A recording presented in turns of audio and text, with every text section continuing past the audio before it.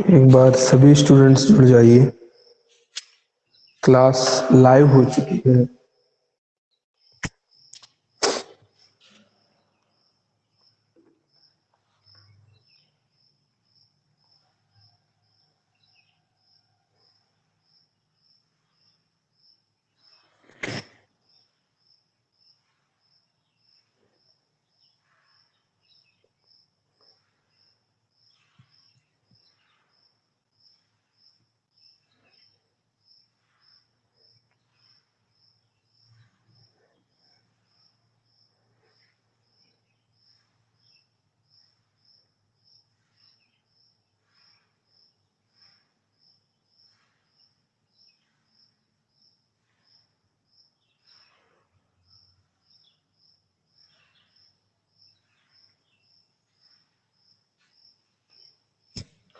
तो एक बार सभी बच्चे लाइव हो जाए। हम लोगों का सेशन स्टार्ट हो चुका है। अब इसके अंदर आज हम लोगों को पढ़ना था जो हमारी जेनेटिक्स वाला चैप्टर स्टार्ट हुआ था। तो इस चैप्टर के अंदर हम लोगों को पढ़ना है कि जो मेंडल थे, मेंडलवाद पढ़ना था, मेंडेलिज्म। तो सबसे पहले लिखेंगे, हेडिंग थी हमारी मेंडलवाद। मेंडलवाद को क्या कहते थे हम लोग? मेंडेलिज्म। अब मेंडेलिज्म में क्या जानेंगे? पहले इनकी थोड़ी सी इतिहास के बारे में जान लेंगे। भाई इनका जन्म कहाँ हुआ, कौन से सन में हुआ, मृत्यु कब हुई, कब इन्होंने जो है क्या काम करते थे, ये सब इनके बारे में जानेंगे हम लोग। तो स्टार्ट करते हैं सबसे पहले। तो जो मेंडल थे इनका जन्म कहाँ हुआ था? 1822 में ऑस्ट्रिया के अंदर हुआ था। कहाँ था? ऑस्ट्रिया के अंदर 1822 में ऑस्ट्रिया के अंदर हुआ था। ऑस्ट्रिया में हुआ था किनका जन्म? मेंडल का। मेंडल का पूरा नाम लिखा चुके हैं, ग्रेगर जॉन मेंडल। तो लिखेंगे मेंडल का जन्म, या सबसे पहले मेंडलवाद किसे कहते हैं? मेंडलवाद का मतलब है कि इन्होंने जितनी प्रयोग किए आनुवंशिकता के ऊपर, या कह सकते हैं उनकी क्रियाओं का जितना भी अनुलेखन किया, या जितनी क्रियाओं का उनका डिस्क्रिप्शन, व्याख्या की, वंशागत की जितनी भी प्रयोग हुए हैं और उनकी जो क्रियाओं का जो इन्होंने क्या किया था, व्याख्या की थी, इन्हीं सबको मिलाकर एक नाम दे दिया गया मेंडलिज्म। क्यों कहा गया? क्योंकि ये मेंडल ने इसे बताया था। तो मेंडलवाद क्या है कि मेंडल का आनुवंशिकता के ऊपर किए गए प्रयोग और इनकी क्रियाएं, जितनी भी क्रियाएं हैं, इनकी व्याख्या करना ही क्या कहा गया? मेंडलवाद कहा गया। क्योंकि इन्होंने कुछ सिद्धांत दिए थे, इनके सिद्धांतों को मिलाकर क्या कह दिया गया? मेंडलवाद। तो लिखेंगे मेंडलवाद में क्या है?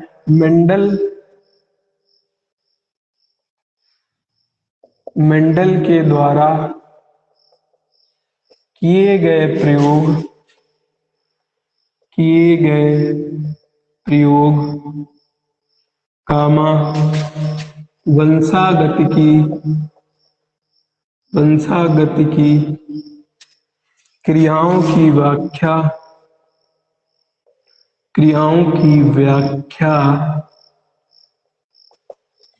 तथा दिए गए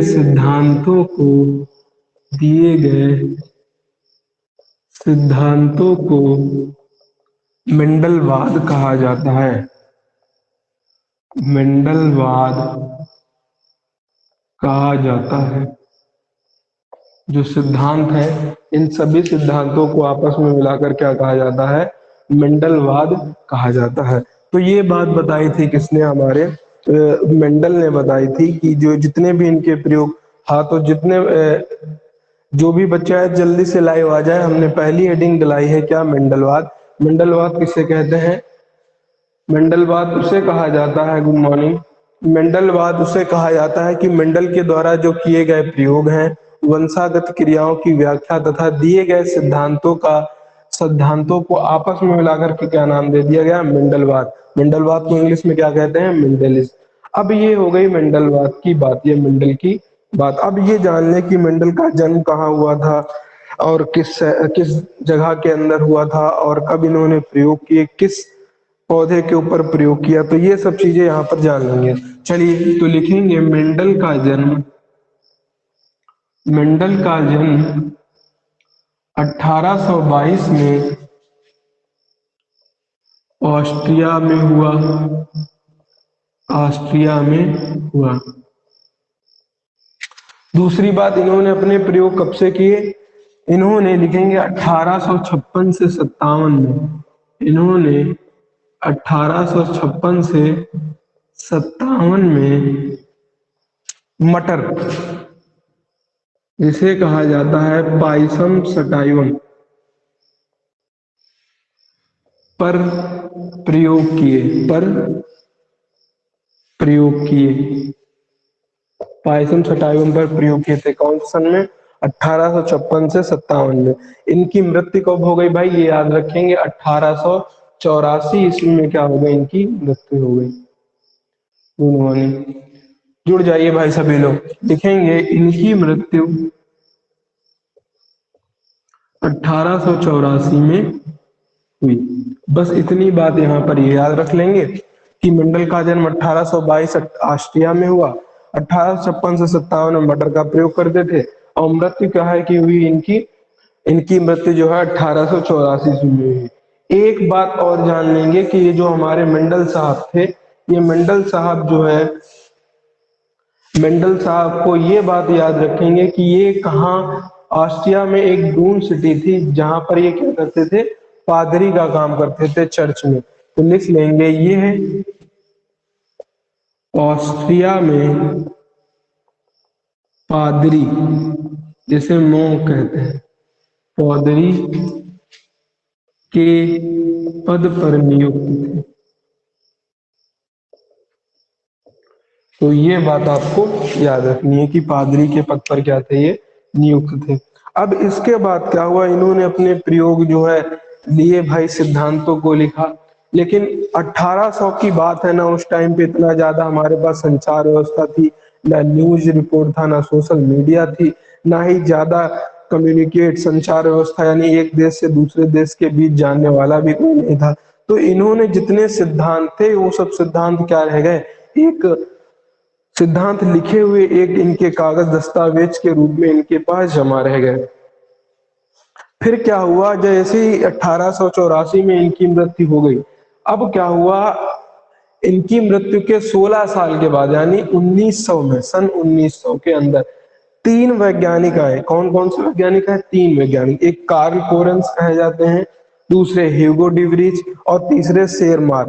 कार्ल कोरेंस, ह्यूगो डिवरीज और शेरमार्क, इन तीनों वैज्ञानिकों ने क्या किया? देखा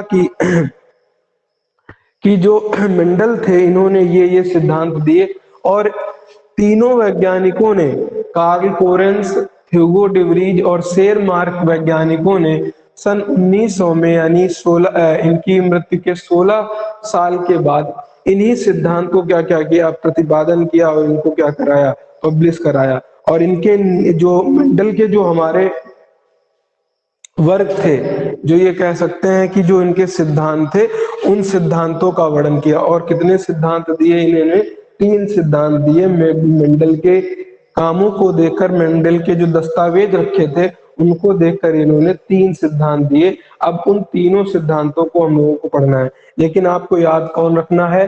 कौन से वैज्ञानिकों ने इनका प्रतिपादन किया था? तीन वैज्ञानिक, कार्ल कोरेंस, और कौन से थे? हमारे शेरमार्क। फिर लिखेंगे यहां पर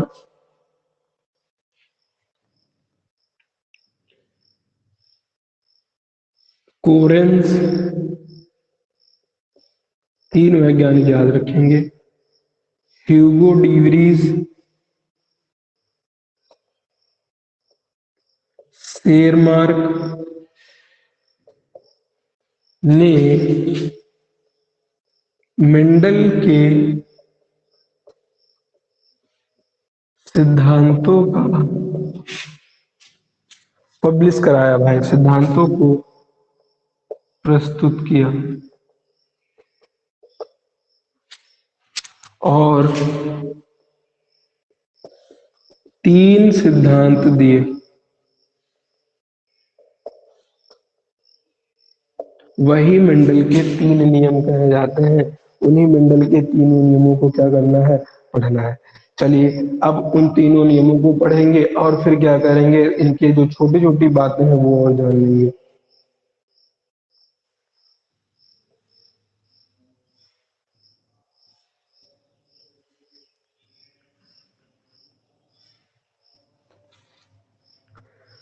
अब क्या करेंगे, एक बार इसको उतार लीजिए भैया, स्क्रीनशॉट ले लीजिए अगर जिसको लेना है। स्क्रीनशॉट अगर किसी बच्चे को लेना है तो ले लीजिए।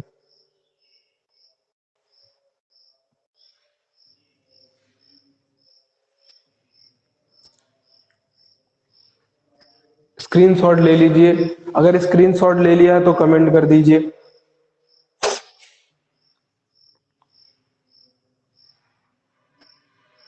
चलिए देखते हैं भाई। अब तीनों नियमों के नाम लिखेंगे भाई हम लोग।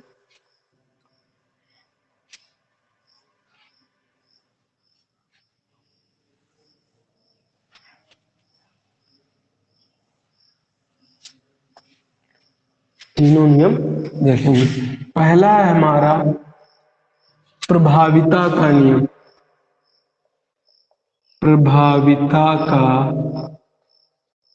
नियम जिसे कहते हैं लॉ ऑफ डोमिनेंस। दूसरा नियम था इनका पृथक्करण का नियम। लॉ ऑफ पृथक्करण, law of segregation. Law of segregation, spelling देख लेते हैं क्या है इसकी, segregation. Segregation, law of segregation. तीसरा है स्वतंत्र अपव्यूहन का नियम। स्वतंत्र अपव्यूहन का नियम। Law of independent assortment. Law of independent assortment, ये तीन नियम दिए। कौन कौन से दिए, प्रभाविता का नियम, लॉ ऑफ डोमिनेंस, पृथक्करण का नियम, लॉ ऑफ सेग्रीगेशन, स्वतंत्र अपव्यूहन का नियम, लॉ ऑफ इंडिपेंडेंट असॉर्टमेंट। तो ये तीन नियम दिए गए भाई। अब इन तीनों नियम को बाद में पढ़ेंगे। अब ये हम लोग पढ़ लें कि मेंडल ने कौन सा पौधा लिया था, तो मटर का लिया था। मटर के कितने कैरेक्टर को लिए थे, 7 कैरेक्टर को लिए थे। और फिर उसके बाद पढ़ेंगे कि भाई क्या वजह थी मेंडल ने मीठी मटर का पौधा या मटर का पौधा ही क्यों लिया था। तो हर एक चीज पढ़ेंगे और फिर उसके बाद इनके जो है कैरेक्टर को हम लोग पढ़ना कर देंगे, स्टार्ट कर देंगे। लेकिन यहाँ पर क्या करेंगे, एक बात और लिख लेंगे नोट में। नोट में क्या लिखेंगे, पहला व दूसरा नियम, दूसरा नियम मोनोहाइब्रिड एक संकरण, एक संकरण तथा तीसरा नियम डाई हाइब्रिड, जिसे कहते हैं द्विसंकर संकरण पर आधारित है। अब क्या करिए, आप इसको एक बार लिख लीजिए, स्क्रीनशॉट ले लीजिए। फिर इसके बाद कौन से करेक्टर साथ लिए थे उनको याद करेंगे, फिर आगे बढ़ेंगे भाई क्या मीठी मटर ही क्यों लिया, ये सब वजह हम लोग जानेंगे। तो एक बार इसको लिख लीजिए, स्क्रीनशॉट ले लीजिए, फिर आगे बढ़े।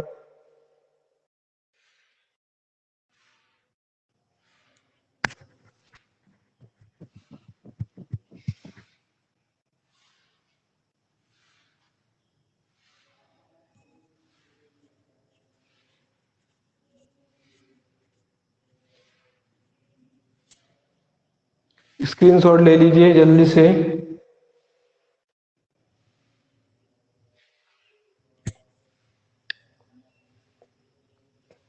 स्वतंत्र अपव्यूहन का नियम, लॉ ऑफ इंडिपेंडेंट असॉर्टमेंट,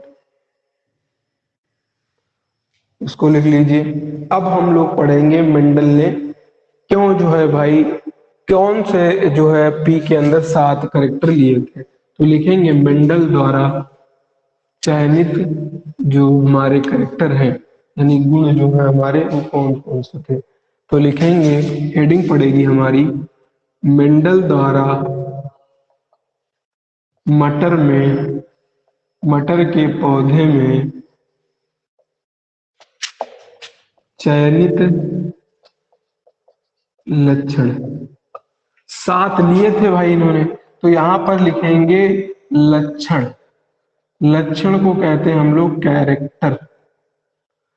अब कौन से लक्षण थे, उनके गुण कौन से थे, तो कंट्रास्टिंग लिए जाते हैं हमेशा, तो लिखेंगे उधर विपर्यासी जो हमारे कैरेक्टर होते हैं वो लिखेंगे, तो विपर्यास विशेषक बोला जाता है, विपर्यास विशेषक। अभी समझ में आएगा।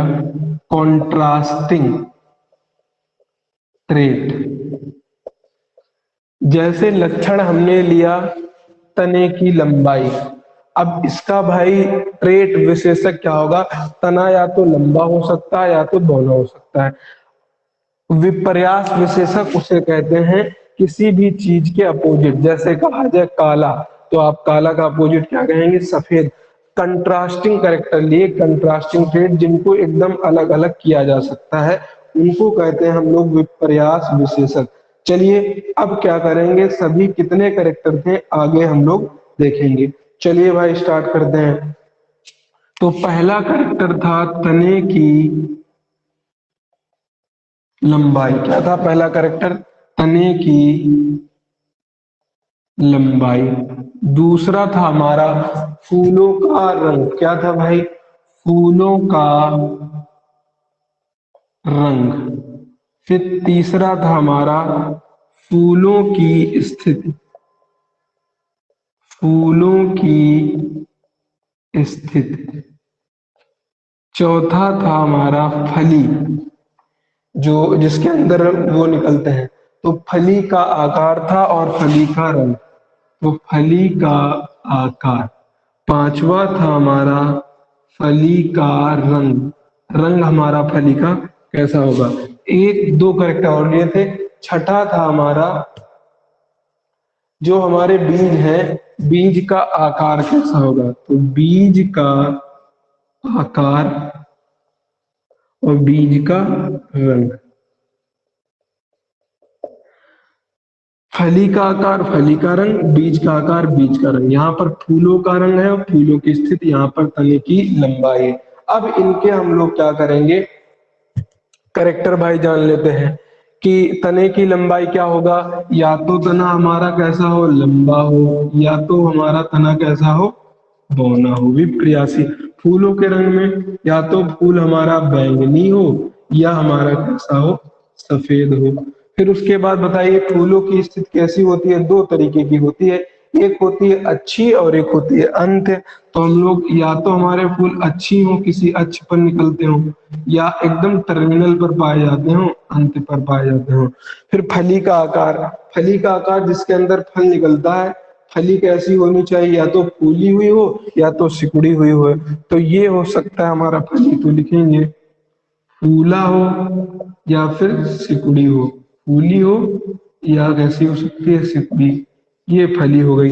और अगर फली का रंग पूछा जाए तो फली का रंग भैया कैसा हो सकता है, हरा या पीला। ये याद कर लीजिए, क्या इसमें पढ़ना कौन कौन सी चीजें, किन किन बातों को लेके, वो हम लोग बात, रुक जाइए इंक डालने भाई।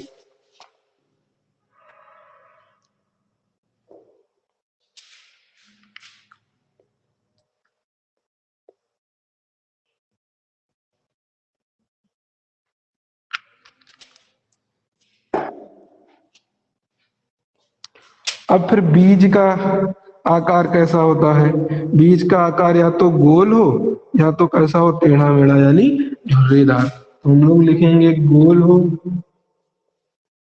या कैसा होना चाहिए, झुर्रीदार। फिर उसके बाद बीज का रंग कैसा हो, बीज का रंग होता था हरा या पीला, तो लिखेंगे भाई हरा हो या हो हमारा पीला। तो ये हो गए हमारे करेक्टर, 7 करेक्टर को लेके मेंडल ने प्रयोग किए थे। इनको लिख लीजिए भाई, ये बहुत जरूरी है। तो इनका आप बना लीजिए, स्क्रीनशॉट ले लीजिए, अपने कॉपी के अंदर इसको लिख लीजिए। ये करेक्टर दिए थे।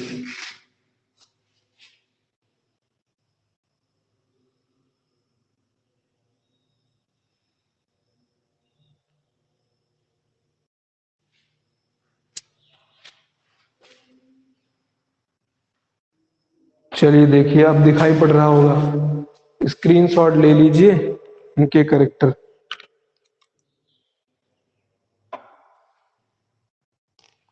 स्क्रीनशॉट ले लीजिए भाई।